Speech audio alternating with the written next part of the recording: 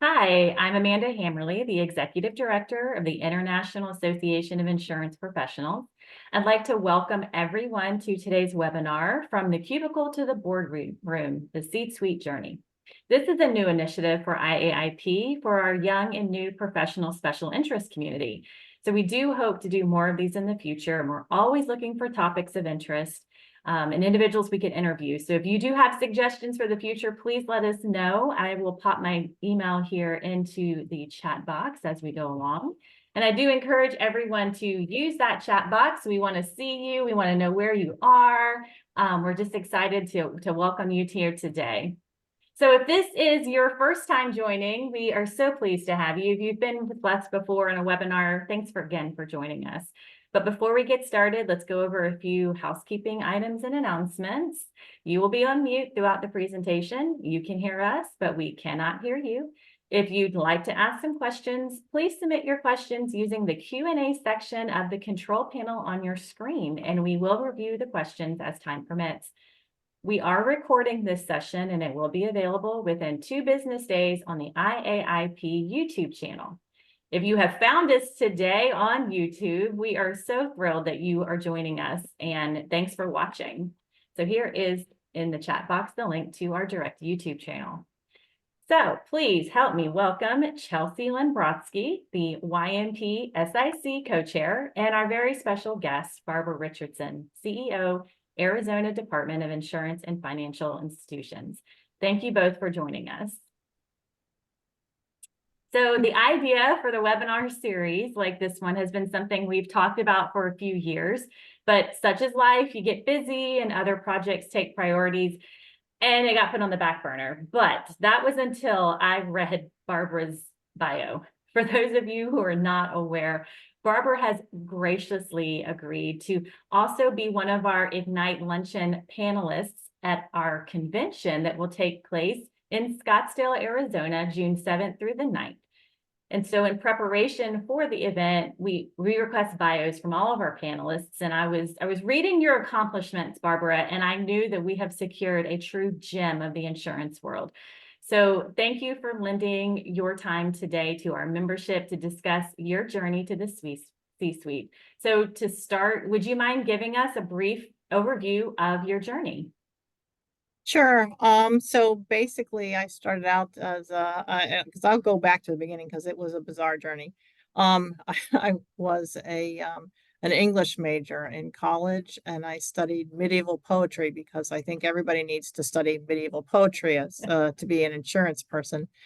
And from there, I ended up getting a job with Putnam Securities because they needed people who could speak and draft English prose for their brokers, because the brokers understood the financial world, but they didn't understand how to talk to their consumers. So in exchange for doing that job, they taught me finance.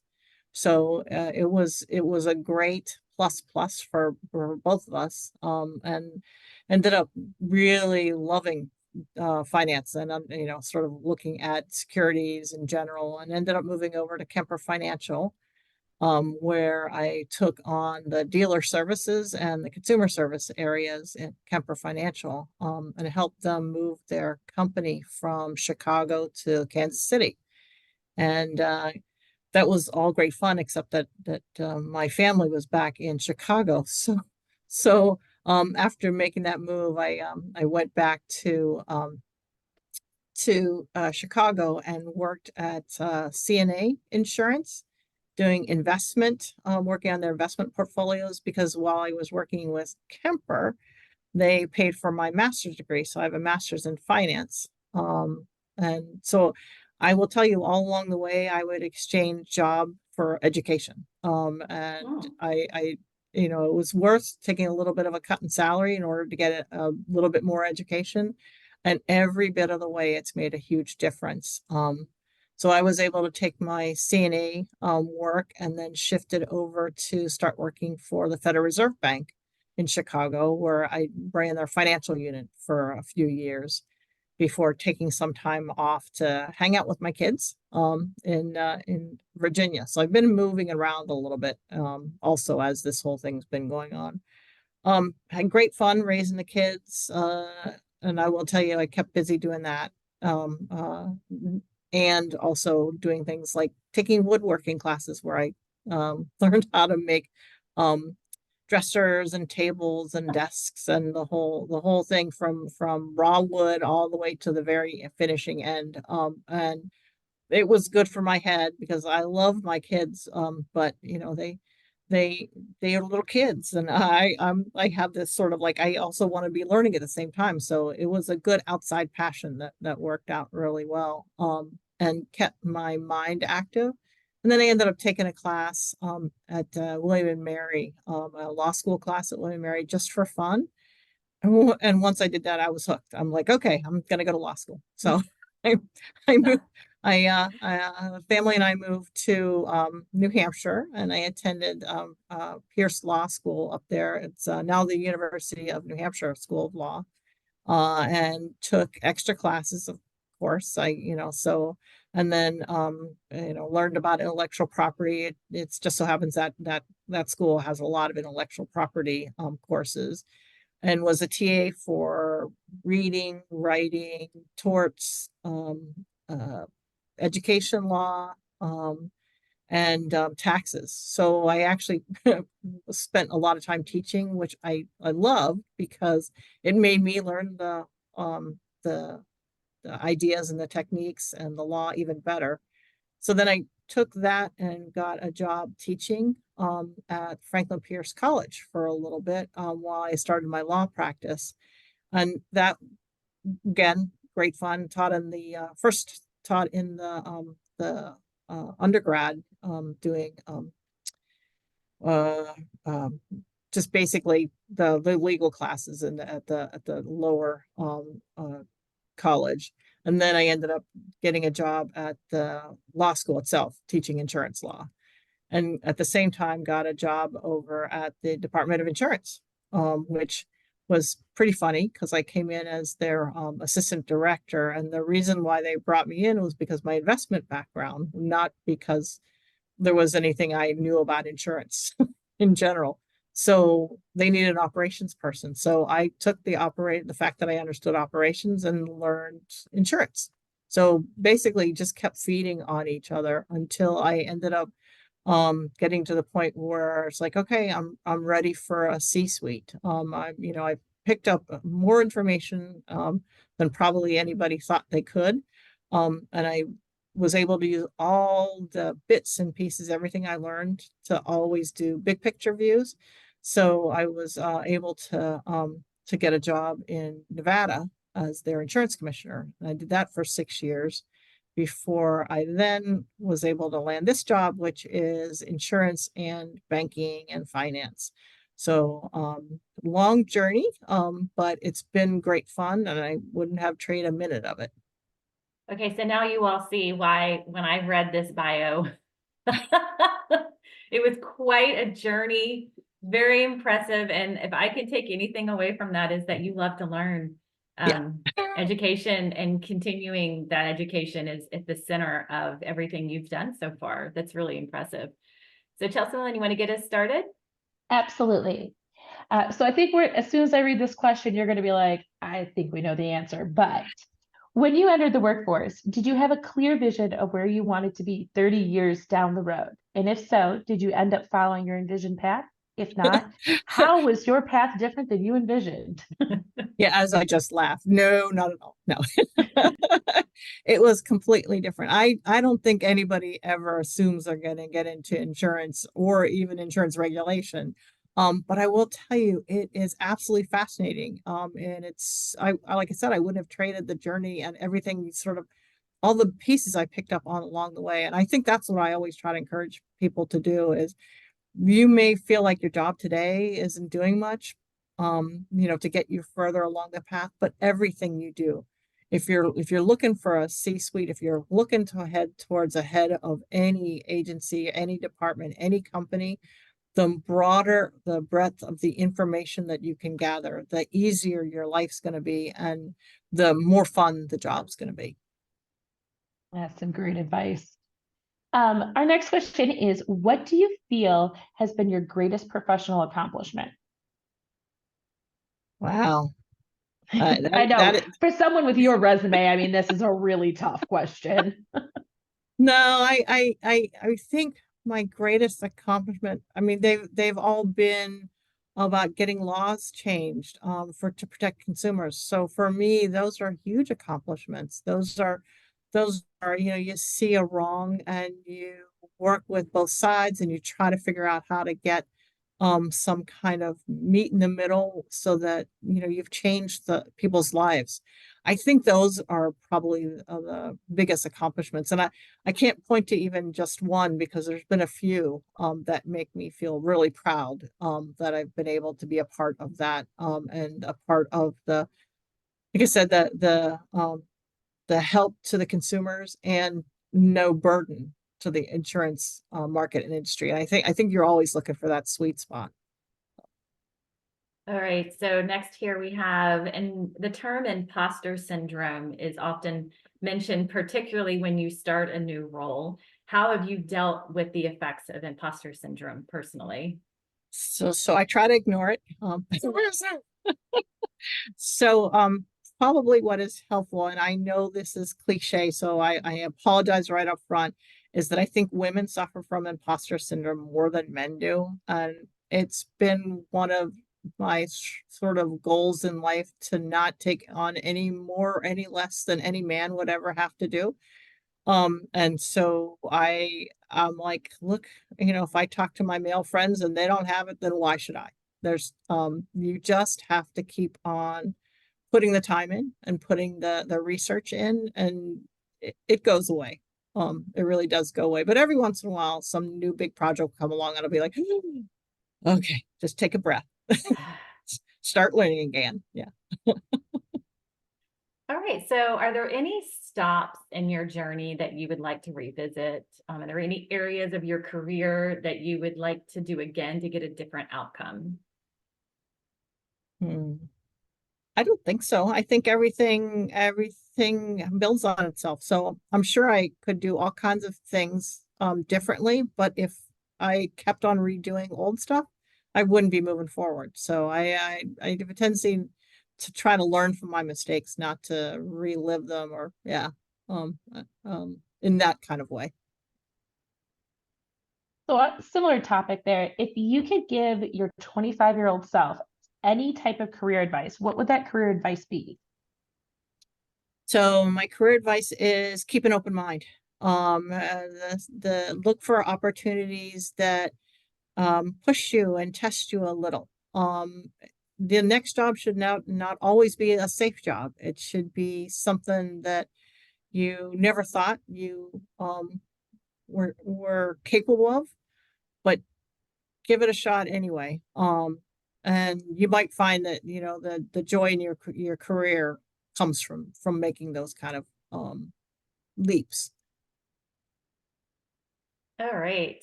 What do you see is the greatest opportunity for the future of insurance?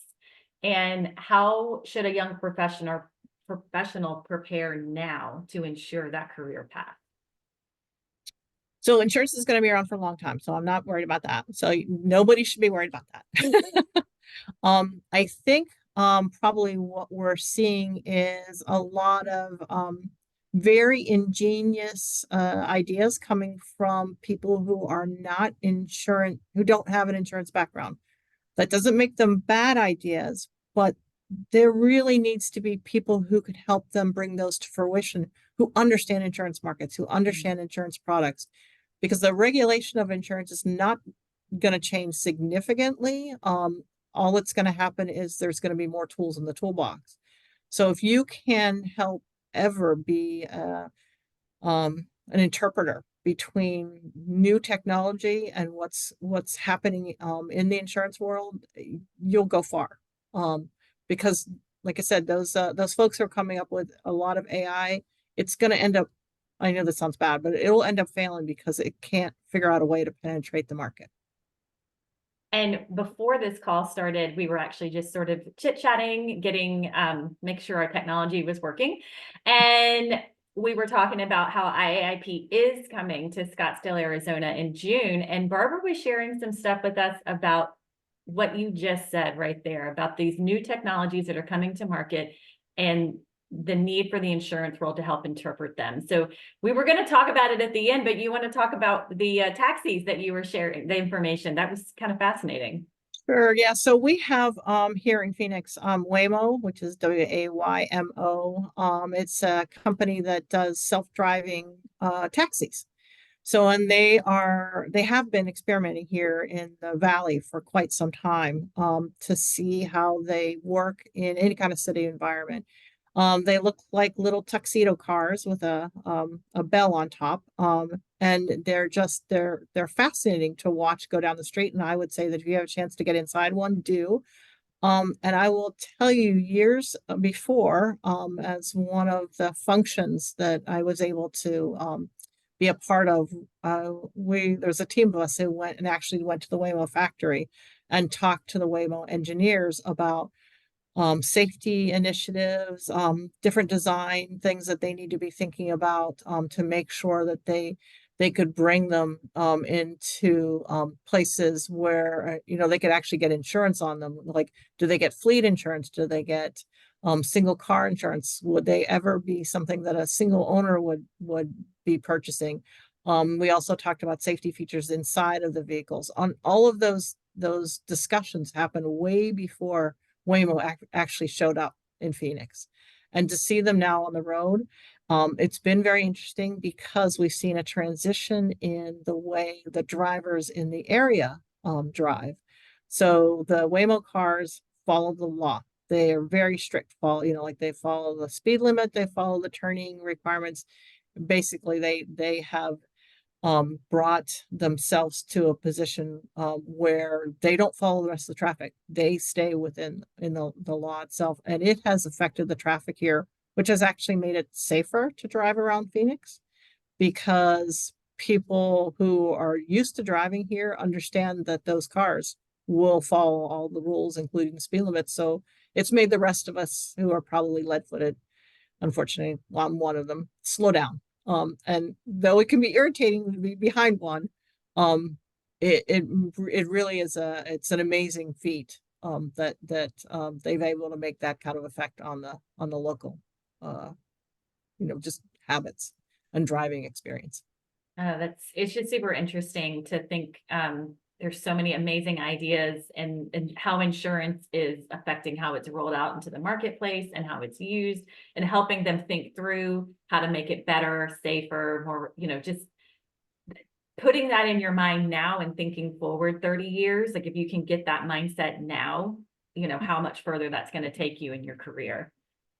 Yeah, so I mean, the other thing that I was able to do, which I think it's probably helpful for folks to know, again, this all goes back to trying to figure out how to help the next iteration of IT is there was a small group of us also worked with flying cars, the technology on flying cars to figure out how that would work and how it would work within the market environment. And it's been amazing. But you need that background and you need to come with an open mind, and the folks who are designing these new tools or these new products, they really they embrace getting this kind of information, so it really becomes a very collaborative discussion. And I mean, I would suggest anybody who likes IT at all, this is the next 10-20 years is going to be amazing. So let's see, our next question here is, in the hopes of someday accepting a C-suite position, what advice would you have for a younger professional navigating that career path? Be nice all the way up. Keep your friends close, and make sure that you turn to them for advice. It's as things go along, this is the type of job that having partners and people you trust makes it so much easier and so much more fun. So I always say, hey, learn who your friends are now and keep them close, and chat with each other and talk with each other, bounce ideas off each other. You do it now, it makes it so much easier when you're sitting in the chair. And that's a lot of what we talk in depth about with IAIP members, is the power of your network. I always get this one wrong. Your net worth is worth, what is it? Your network is as good as your net worth, or was it the other way Your around? net worth is as good as your net worth. Yes, I always get that one flipped. But you're like one of the perfect examples of that, because you've literally gone from sea to shining sea, from one part of the country to the other. And we have members all over the nation. And, you know, if you're in a position where you're thinking of moving up the ladder and you're having to move across the country, go ahead and establish that network now in different areas of the country through the association membership that'll really help in that transition. So, that is the power of a network. It's still, to this day, no matter how much technology is introduced, it's still so powerful.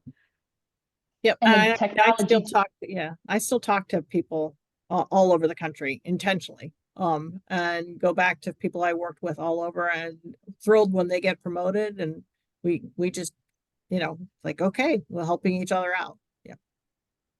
and the technology today allows us to continue to network even once we've returned home after things like convention. So build the Yes. relationships there and can maintain them. And then join an IAIP mastermind group. I'm doing my plugs for IAIP. All right, so you've got that next question there, Chelsea Lynn.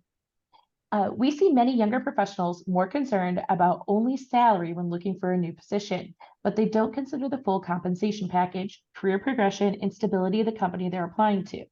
Can you speak about some of the different considerations outside of salary you feel are important when applying for a new position? So I probably already guessed, if they have an education package. Package for me, that's always a big one. Will they pay for education? Will they help me sort of move on to and learn other ideas? Do they support growth in your career in general, or are they really hiring you to do a job? So I think these days, when people stay for 20 years, it's that is just not the way it is anymore. So there are shorter time periods that people stay in jobs, which I think is perfectly fine. Because if you engage while you're there and you do your best for your company while you're there, and they give you something from it, I think that's perfectly fine to move from place to place. But salary is never the driver for me. It's going to be the other perks. Like for example, for me, when I bring, every time I move to a new spot, I bring with me all these connections for people getting education. So I've got connections to help people get into law school. So I'll find ways to get scholarships to send some of my staff to get their LLM, which is their master's in law. And so they're able to go to school and work full time. So I bring all of that with me, so that the next place I go, I still have all those connections to get the next set of people moving forward and moving ahead. Because I think that the world of insurance is so complicated that you have to keep on thinking, growth and new opportunities. If you stick with the way they used to do things 10 years ago, then the world's going to move right by you. Yeah. Very true. So we do have a question here in the Q&A that kind of goes back to the previous topic about moving across the country and the willingness. So this person asks, do you feel much of your success is because you were willing to move? And then how would you coach a mentee who was apprehensive about moving? How would I coach? That is great. Yeah. So I have coached. Let me think. So I think for me, the willingness to move worked because I didn't grow. I mean, I grew up in Pennsylvania. So if you stay in the state that you're, or the area, then your likelihood for having political connections is probably much better for my type of job. So I have gotten over that of not having to have too many political connections to get jobs because I have so much experience. So, I mean, I've sort of ramped it and used my experience and my knowledge and my general, I don't know, it's my ability to keep those networks open. So like when I was looking for a new spot, I told my friends and they said, okay. And somebody gave me a call and said, hey, how about this? Are you interested in this? They really need somebody who's got that background. I'm like, sure. And that's sort of how it works. So, but that's because of the way I did my move. It doesn't, you don't have to do it that way. There's so many ways to get there. But you do have to have some political connections, so you should always think about that. And coaching to me, it depends. I mean, the few times that I've coached, I'm very open with the person and chat with them and talk to them and basically let them know what there is here or versus what they're looking at. And technically, I would say, I mean, I've coached more in Nevada than I have here. But I had somebody come from Vermont. I had somebody come from Wyoming. So, and those are all through connections, through people I know, and looking for somebody who was open to the growth pattern. So that's how I ended up getting them.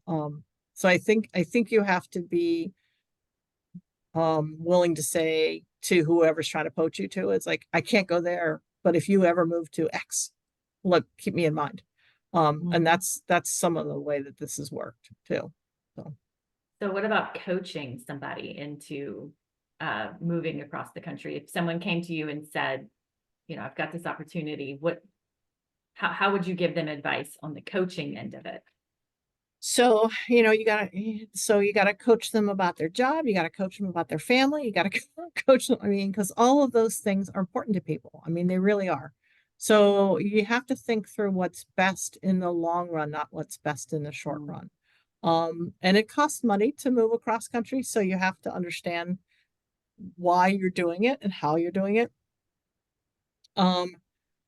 And honestly, for me, the big thing would be is really look at the job. If this job will take you somewhere, it's worth it. And I would, I mean, you always joke around, but the one thing about New Hampshire, which I loved living there, so don't get me wrong, but it was clear that they have never had a female commissioner. So, and the lobbyists in that state basically were like, yeah, there probably will never be one.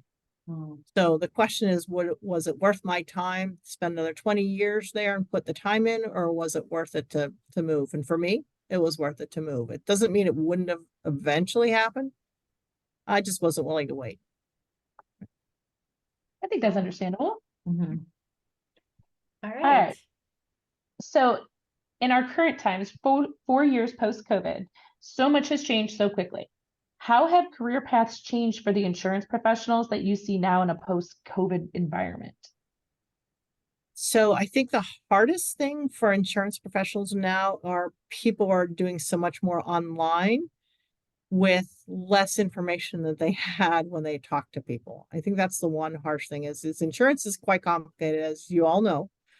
So, and being able to talk to somebody and talk them through things, I think makes them not only good partners in the short run, it makes them good partners in the long run. And the one thing post-COVID that has sort of taken that away is there's a lot of people looking for quick answers from insurance instead of trying to figure it out. And I think that is something that we as insurance professionals in general, all across the board in any spot, have to really try to figure out how to help consumers re-engage in the insurance spectrum or the insurance market to understand what they're doing and to understand how we can be helpful for them. Like that, how to help them re-engage. We have a question from the group. It says, what book or author would you recommend that helped you to find that you found inspiring, that helped you, that you book or an author? So don't laugh. So So I read everything. I mean, I just, and I've done a lot of reading on technical books, technical manuals and all that kind of stuff. But I will tell you my favorite authors and my favorite reading are sci-fi fantasy. So I'm probably not the person to ask. um, ask me some Star Wars question. I'll be ready. But yeah, my fascination is to sort of get out of my head. So when I read now, I read for pleasure. I don't read because I have so much reading every day for work. So and the reason I like sci-fi so much, which is funny, is it predicts the future.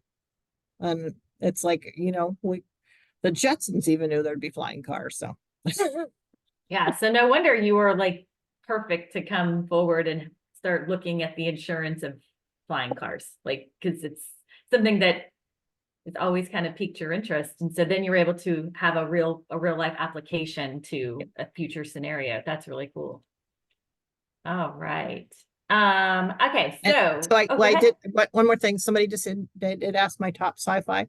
So the Uh-huh. one really that I'm pushing for on people to read right now is Feed. It's a very interesting book. It was required reading in the high schools out east, and it's about implanting information in people's heads. So it instead of shopping, it's going to bring you to wherever. If you've already buy JC Penney stuff or J Crew, it's always going to show you the latest things, and it's just fascinating because there are people talking about getting chips even now implanted. So I was like, that is just, it's totally on point. So, and it's a fun read. It's a really fun, quick read. So I'm sorry, go ahead, Amanda. Oh, no, you're good. No, this is good. Okay, so the last question we have here, which is by no means the end. If people have more questions, please pop them in the Q&A. We're happy to ask on your behalf. So being that IAIP, as you all have heard, is coming to Arizona in June, this will be my personal first visit to Arizona, and I'm very excited. So I was curious if you had any bucket list opportunities that our members could look forward to in Arizona. Go ahead and book their opportunities now before arriving. Yeah, so the most fun places are going to be like Sedona and the Grand Canyon, but they're also potentially when you guys are going to come, might be a little crowded.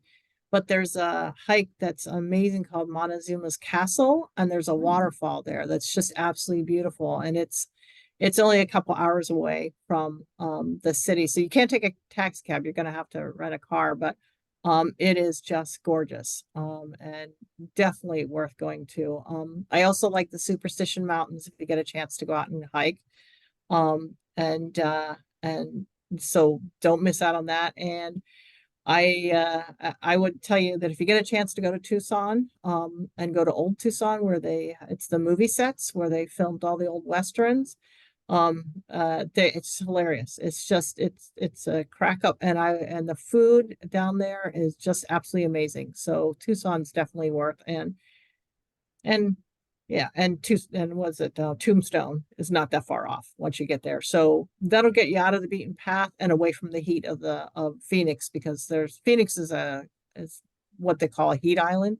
So the valley is just much warmer. So if you get a chance to get out of the valley, the weather's perfect. Oh, right. So do we have any other questions here in the chat box? It looks like some people have experienced what you were just talking about. I know we've got some members here that live in Arizona, so we're excited to come and see them. Any other questions here in the chat box from anybody? We had some pretty good ones in there before. So I just thank everyone for staying tuned up to the end of the webinar. So this is where we are going to select our winner. And I talked to the other staff members several times about how to do this. How should we do this? How should we select a winner? Because somebody is going to win a $50 gift card thanks to our president, Tammy Washer, for donating that. So I think probably the easiest way to do this is, Barbara, are you able to click on the participation box and see all of the names here in the box, pull it up in front of you? Yep. Okay, so just pick a name, like just pick a name. We're just gonna let you just pick it. You don't know who any of these people are, except for you will soon when you meet them in June. Just pick a name, and that'll be our Mir- winner. Miriam Ortiz. Okay, Miriam, you're the winner. Are you still with us, Miriam? Can you chat hit us a note here in the chat box? Miriam Ortiz. Awesome. Congratulations. Yes. Oh, great. Well, we are super, like I said, we're very excited about coming out to Arizona. So if you have not registered for the convention, the registration goes up on April the 30th. That's when early bird ends. And how often do you get to participate in a webinar that's broadcast nationally and then actually meet the people in the webinar? So if you'd like to meet Barbara, like I said, she will be one of our Ignite panelists. We do have 4 panelists this year, all very impressive insurance backgrounds, all very unique too, all different backgrounds in insurance. So it's going to be a wonderful discussion, as it was last year when we were in Providence, Rhode Island. So I'm just so grateful for your time today. And thank you also Chelsea Lynn for joining us. She had a lot to do with helping us plan this and create the questions and just take the time out of her day to be with us. So we really hope to see all of you in June in the DoubleTree. So I just want to give a couple more notes. On Monday, April the 29th, Region 1 is presenting the CLP Virtual Effective Negotiation Skills. And on Monday, May 6th, please join us for the CLP Renewal Course Behavioral Interviews. We have lots of opportunities for you to learn and engage with others across the country. You don't have to be in Region 1 to take their course. So take that opportunity. Thanks to our NAIW Legacy Foundation for making these courses possible. You can view all of our calendar of opportunities on our website, which I'm going to pop here into the chat. We take you directly to our event page. Oh, there's Miriam. Hello. Very fascinating. Good. Okay, so that's all we have today. If anyone has anything else. This has been great. Thank you so much for your time, Barbara and Chelsea Lynn. And I really do look forward to getting out of these boxes and seeing everybody in person in June in Scottsdale. Thank Bye. you. Take Thank care, you. everyone. Bye-bye.